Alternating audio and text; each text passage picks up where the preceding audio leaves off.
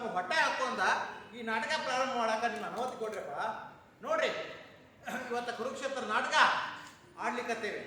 ನೀವು ನೋಡ್ತಾ ಇರಿ, ನಾವೀಗ ಮಾಡ್ತೇವ್ರಿ. ನೋಡ್ರಿ, ನೀವು ನಿಮ್ಮ ಮೊಬೈಲನ್ನು ನಾಟಕ ಸ್ಟಾರ್ಟ್ ಆಗೋದಕ್ಕಿಂತ ಮೊದಲ ನಿಮ್ಮ ಮೊಬೈಲನ್ನು ಸ್ವಿಚ್ ಆಫ್ ಮಾಡ್ರಿ. ಆಮೇಲೆ ನಿಮ್ಗೆ ಖುಷಿ ಆದ್ರೆ ಜೋರಾಗಿ ಚಪ್ಪಾಳೆ ಹಾಕ್ರಿ. ಪಾತ್ರಗಳಿಗೆಲ್ಲ ಬರ್ರಿಪ್ಪ, ಬರ್ರಿ ಬರ್ರಿ, ಆಸಾನಿಸಿ ತಗೊಂಡ್ಬರ್ರಿ.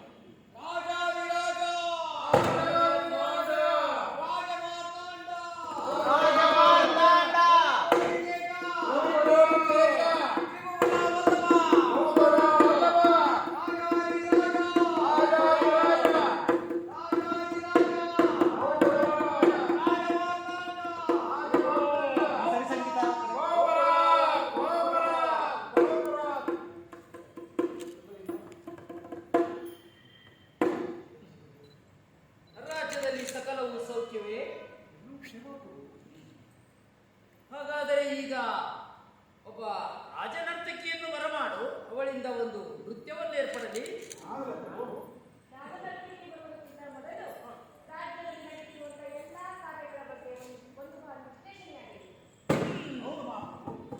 ಹಾಗೆ ಆಗಲಿ, ಹಾಗೆ ಆಗಲಿ. ಮಳೆ ಇಲ್ಲ, ಬೆಳೆ ಇಲ್ಲ, ಮನುಷ್ಯರಿಗೆ ಸೂಕ್ತವಾದ ಗಾಳಿ ಇಲ್ಲ. ಹೀಗಾಗಿ ಪ್ರಜೆಗಳ ಬದುಕು ಅಷ್ಟೆಲ್ಲ ಶಾಲಾ ಮಕ್ಕಳಿಗೆ ಶೈಕ್ಷಣಿಕ ಕಲಿಯಲಿಕ್ಕೆ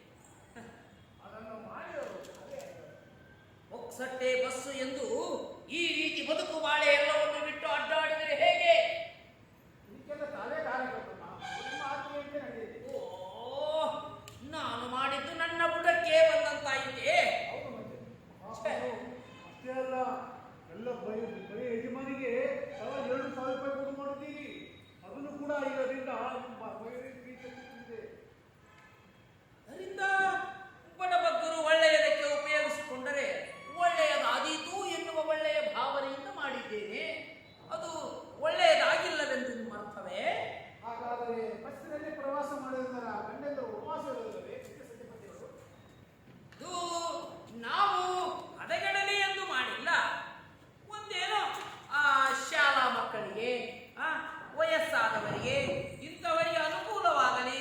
ಕೆಲವು ಜನ ಕುಡುಕು ಗಂಡರಿರುತ್ತಾರೆ, ಮನೆತನದ ಜವಾಬ್ದಾರಿ ಇರುವುದಿಲ್ಲ, ಅಂತಹವರಿಗೆ ಹೋಗಲು ಬರಲು ದುಡಿಯಲು ಅನುಕೂಲವಾಗಲಿ ಎನ್ನುವ ಸದುದ್ದೇಶದಿಂದ ನಾವು ಮಾಡಿದ್ದೇವೆ. ಆದರೆ ಇದೆಲ್ಲ ಹೀಗೆ ದುರುಪಯೋಗವಾಗುತ್ತಿದೆ. ಈ ಯೋಜನೆಗಳಿಂದ ನಮ್ಮ ತಲೆ ಸಿಡಿದು ಹೋಗುತ್ತಿದೆ. ನೋಡಿ, ಈಗ ಇಲ್ಲಿಗೆ ಈ ಚರ್ಚೆಯನ್ನು ನಿಲ್ಲಿಸಿ ಮಧ್ಯಾಹ್ನ ಮತ್ತೆ ಸಭೆ ಸೇರೋಣ. ಆ ರಾಜ್ಯಸಭೆಯಲ್ಲಿ ಮತ್ತೆ ನಮ್ಮ ಚರ್ಚೆಯನ್ನು ಮುಂದುವರಿಸೋಣ. ಈಗ ನೀವೆಲ್ಲರೂ ಹೋಗಬಹುದು. ನಡ್ರಿ ಎಲ್ಲರೂ ಮತ್ತೆ ಲೇಟ್ ತಗದಾರ ಈಗ. ವಿಡಿಯೋ ಹಾಕ್ತಾನೆ ಮೈ ಮಾಡ್ಬೇಕಷ್ಟೇ. ಏನು ಹೇಳೋದೇವ್ರ ಶುದ್ಧವೇನೋ ಒದಗಿ ಬಂದಂತಿದೆ. ಆದರೆ ಆ ಯುದ್ಧದ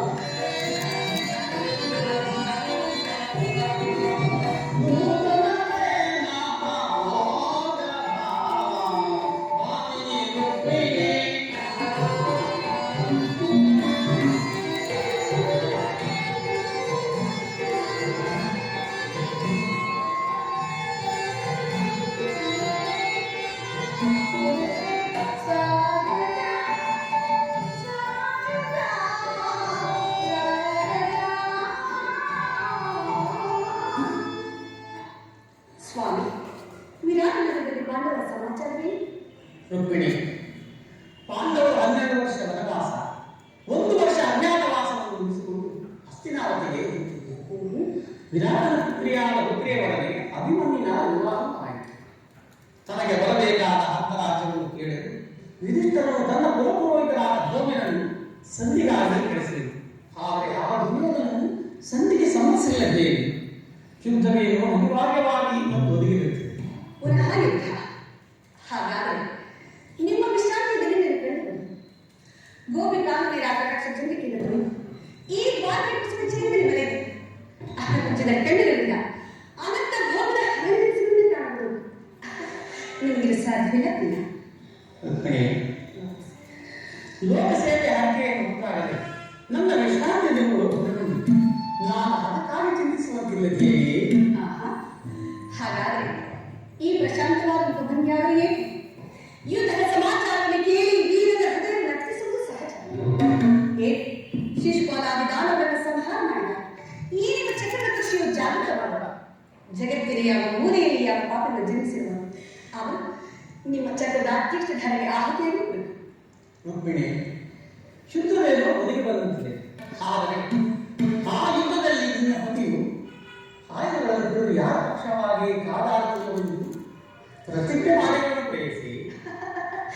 ಹಾಗಾದರೆ ಈ ಶೈನಾಂಗ ಹಸಿತನನ್ನು ದಾಟದಲ್ಲಿ ಒಂದು ಅನುಕೂಲವಾದ ಕಾರಣವೇ ಗೊತ್ತುಂಟಾಯಿತು. ನಾಥ, ಈಗ ನಿಮ್ಮ ಈ ರಾಜನೀತಿ ಕೌಶಲ್ಯ ಇದು ಪರಿಹಾಸದ ಕಾರಣ. ಇದು ಪರಿಹಾಸವಲ್ಲ. ಗೋಪಿಕಾಂಗನೆಯನ್ನು ಪರಿವೇಶಿತನಾಗಿ ಮೊದಲು ವೇದಗಾನದಿಂದ ವಿಶ್ವ ಸೃಷ್ಟಿಯಲ್ಲಿ ಬೆಳೆಸಿದ ಲಲಿತ ಕೃಷ್ಣನ ಮೊದಲ ರೂಪವನ್ನು ಜನರು ನಡೆಯುವರು. ಕಂಸ ಶಿಶುಪಾಲಾದಿ ಭಾಗವನ್ನು ಲೀಲ ಮಾತ್ರದಿಂದ ಸೆರೆಹಿಡಿದು ಅವರ ಪ್ರಚಂಡ ಹಠಾಸದಿಂದ ಜಗತ್ತಿನ ಹೃದಯವು ಕಂಪಿಸುತ್ತದೆ. ಈ ಸಾರಿ ಯುದ್ಧವು ಪ್ರಾರಂಭವಾದಾಗ ಇವೆಲ್ಲರಿಂದ ವಿಭಿನ್ನನಾದ ಬೇರೊಬ್ಬ ಕೃಷ್ಣನನ್ನು ಜನರು ನೋಡುವರು. ನಾನು ನಿರಸ್ತನು. ಆದರೆ ಕುರುಕ್ಷೇತ್ರದ ಯುದ್ಧ ಸೂತ್ರವು ನನ್ನ ಕೈಯಲ್ಲಿ ಚದುರಂಗ ಧಾರಗಳಂತೆ ದರ್ಪಾಂತ ಕ್ಷತ್ರಿಯ ವೀರರನ್ನು ಇಲ್ಲಿಂದ ಅಲ್ಲಿಗೆ ನಡೆಸಿದರು. ಶಸ್ತ್ರಾಸ್ತ್ರಗಳ ಸಂಗ್ರಹವೇ ವಂಶದ ಪರಮಾವಧಿ ಎಂದು ಜನರಿಗೆ ತಿಳಿಸುವುದು. ನಾನು ಆ ಅಜ್ಞಾನವನ್ನು ಹರಿಸಿದರು. ಮಾನವನ ಆತ್ಮಶಕ್ತಿ ಶತಕೋಟಿ ಶಸ್ತ್ರಗಳನ್ನು ಪರಾಮರ್ಶಿ ವಿಜಯದ ಭದ್ರಪೀಠ ವೇದಗಳದೆಂಬುದನ್ನು ಜಗತ್ತಿಗೆ ತೋರಿಸಿದರು. ಸತ್ಯದ ಚಿರಪ್ರಕಾಶದಿಂದ ಜಗತ್ತನ್ನು ಬೆಳಗಿಸಿದರು. ಕುರುಕ್ಷೇತ್ರದ ರಕ್ತ ಪ್ರಳಯದಲ್ಲಿ ಸಹ ನನ್ನ ಕೈಗಳು ಸ್ವಚ್ಛ ಇರುವಂತೆ ನಿರ್ಲಿಪ್ತವಾಗಿ ಬೆಳೆದುದನ್ನು ನೀನೇ ನೋಡುವೆ ದೇವಿ.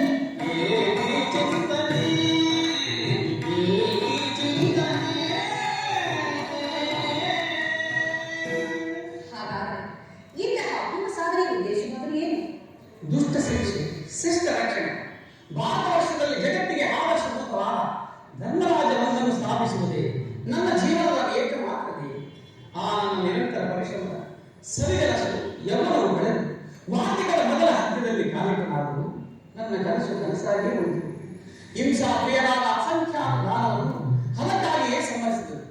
ಹಾಗೂ ನನ್ನ ಉದ್ದೇಶವು ಸಫಲವಾದ ಮಾನವನೇ ಮಾನವ ಜಾತಿಯ ಪರಮಶಕ್ತಿ ಎಂಬುದನ್ನು ಹೇಳಿ ಹೀಗೆ ತಿಳಿಸಿದೆ. ಮುಂದೆ ಹೇಳುವುದರಲ್ಲಿ ಮಾನವ ಪ್ರಗತಿಗಾಗಿ ಮಾನವನನ್ನು ಮಾನವನಿರುತ್ತಲೇ ನಾಶಗೊಳಿಸಿದೆ.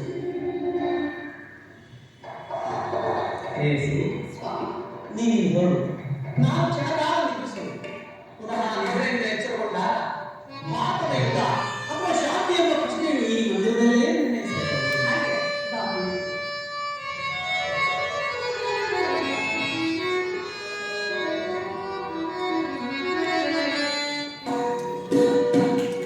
ಪಗಡಿಸು ಪರಮಾತ್ಮನೇ ನೀನು ಅವರೊಳ ಕೈ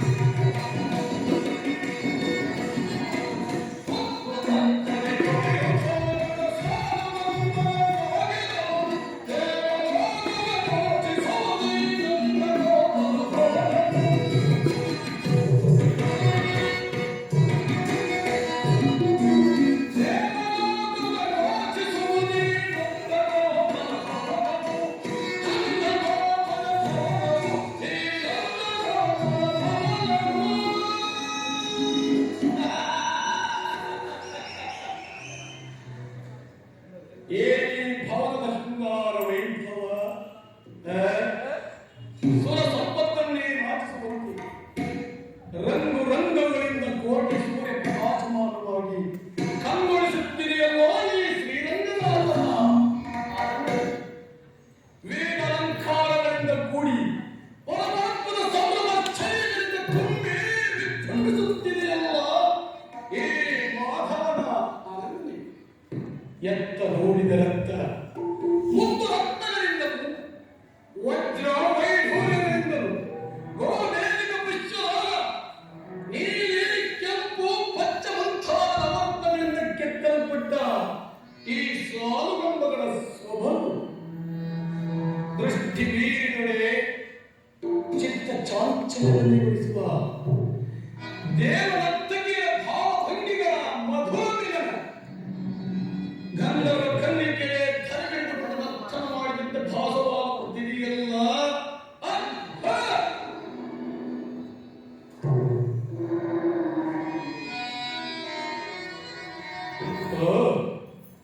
ಶಿಲಾಭಾಲಿಕೆ ಏನಿ ಶಿಲಾಭಾಲಿಕೆಯರ ಕಣ್ಮಿಂಚಿನ ಈ ಪುಡಿ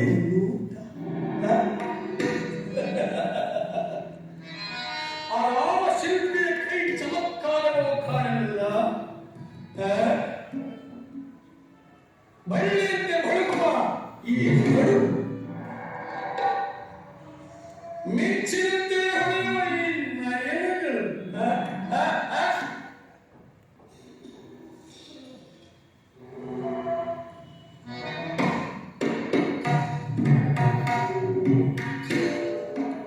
ಸಂಪಿಗೆ ಸೊಬಗು ಬೀರುವ ಈ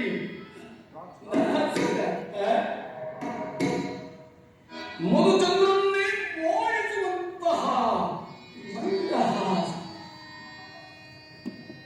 ಈ ವಾರಾಂಗಲಿಯರ ಕಡೆಗಣ್ಣಿನ ಈ ಕುಡಿ ನೋಟವನ್ನು ನೋಡುತ್ತಿದ್ದರೆ ನಾವೇನಿವರು ನಮ್ಮ ಬಿಗಿದ ಪ್ರೇರಣೆ ನನ್ನ ಮನ ಕಾಟಲು ಬರುತ್ತಿರುವುದು. ಸ್ವಾಗತ ಸ್ವಾಗತ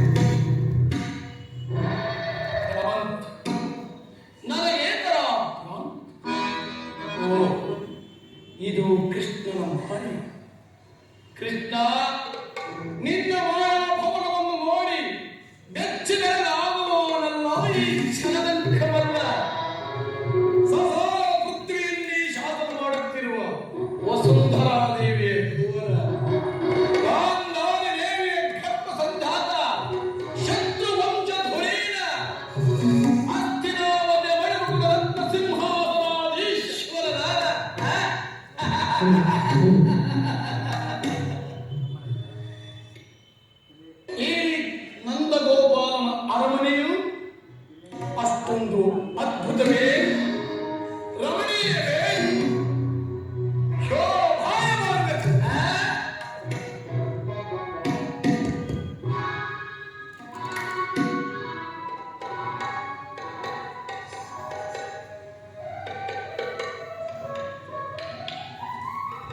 ಕೃಷ್ಣನು ನಿದ್ರಿಸುತ್ತಿರುವುದು ಎಂತಹ ನಿಶ್ಚಿಂತ ಪುರುಷನಯ್ಯ ಇವ.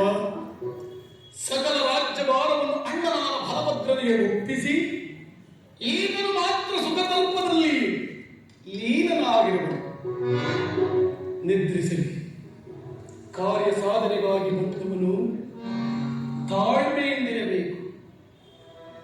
ಕೃಷ್ಣನು ನಿದ್ರೆಯಿಂದ ಎಚ್ಚರವಾಗುವ ತನಕ ನಾನು ಇಲ್ಲಿಯೇ ಸ್ವಲ್ಪ ಕಾಲ ವಿಶ್ರಮಿಸಿ ಕೃಷ್ಣನು ಎಚ್ಚರವಾದ ನಂತರ ನಾನು ಒಂದು ಕಾರ್ಯವನ್ನು ಸಾಧಿಸಿಕೊಂಡೇ ಹೋಗಬೇಕು.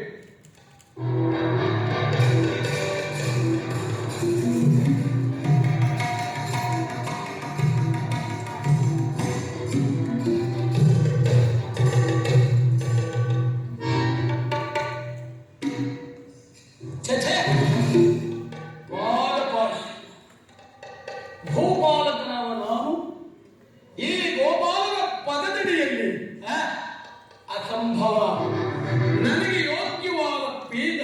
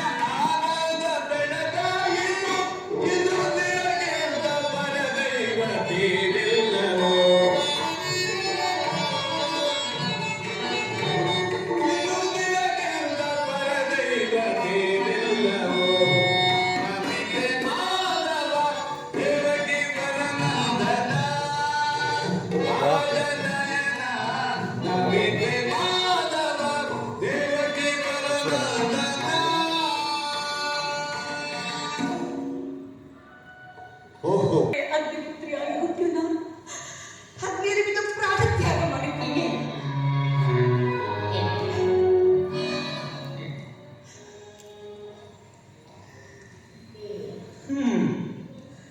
ಈಗ ಚೆನ್ನಾಗಿ ಸಹಜರ ಐವರ ಅಭಿಪ್ರಾಯವು ಹೀಗೆ ಅಭಿಪ್ರಾಯಗಳು ಅಲ್ಲವೇ ಭಿಕ್ಷಿನ? ಆ ಬಗ್ಗೆ ನಾವೇನು ಮಾಡಲಿ? ಅದಕ್ಕೆ ನೀನೇನು ಮಾಡಿ ಹೀಗೆ ಅಭಿಪ್ರಾಯವು ಹೀಗೆ ಕಾಯಿತೆಂದು ಹೇಳಿದ್ದೇನೆ. ಇವರು ಹೇಳ್ತಾರೆ, ನೀನು ಕೇಳಲಿಲ್ಲ. ಬಿಡು. ಏಕೆ ನೀನು ಕೇಳಲಿಲ್ಲವೇ? ಕೇಳಿ ಅದರಿಂದ ಆಗುವ ಪ್ರಯೋಜನವಾದರೆ ಏನು ಕೃಷ್ಣ? ಪ್ರಯೋಜನವೋ ಅಪ್ರಯೋಜನವೋ ನನಗೊಂದು ತಿಳಿದಯ್ಯ. ಒಟ್ಟಿನಲ್ಲಿ ಸತಿಯ ಆರ್ತನಾದವನ್ನು ಹಾರಿಸುವುದು ಪತಿಗಳಾದ ನಿಮ್ಮ ಕರ್ತವ್ಯವಲ್ಲವೇ?